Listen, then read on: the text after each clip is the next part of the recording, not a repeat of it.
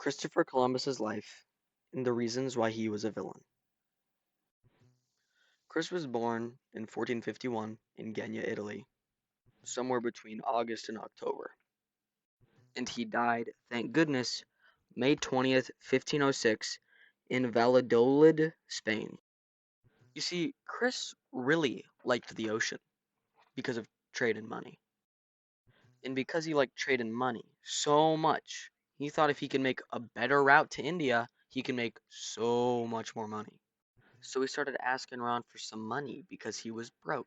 He was rejected once by the King of Portugal, twice by Spain, until Spain finally gave in January 1492.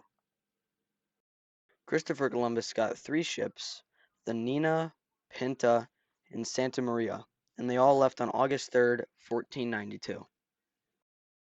On October 12th, 1492, they met natives at San Salvador, or Taino. I don't really know how to say that. The natives have never seen a white person before, so they assumed they were gods. Eventually, though, Christopher Columbus had to go back and show the king all the stuff he got, and he took some natives with him. When Christopher Columbus brought back all the natives and plants and animals he got, the king was so proud he gave him 17 ships instead of the measly three he got beforehand.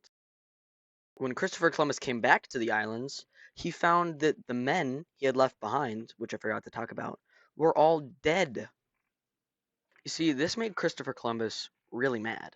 So mad that he killed and enslaved every single native on that island. Most of the slaves underneath Christopher Columbus's rule died, either by suicide, lack of food, or overwork. In between 70 to 80% of the total native population died.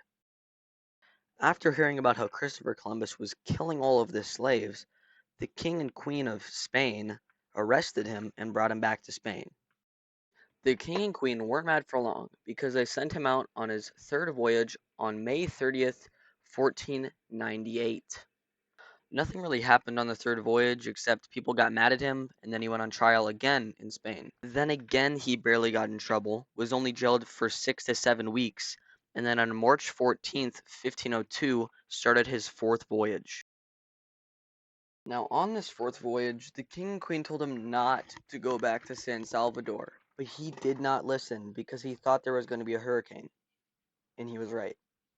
After the hurricane, to replenish supplies, they stopped by Jamaica. After replenishing their supplies at Jamaica, they explored the coastline for 2 months. During the storm, their ships sustained a lot of damage, and they were stranded on Jamaica for about a year. While stranded on the island, Christopher Columbus correctly predicted a lunar eclipse, frightening the natives enough to convince them to give him food.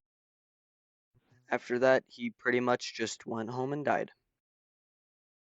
I don't know about you guys, but Christopher Columbus seemed like a really bad guy. He killed 8 million people, most of which being intentional through slavery, and he was so incompetent in managing the slaves that most of them died of hunger. I don't think it's hard to see that Christopher Columbus was a bad guy.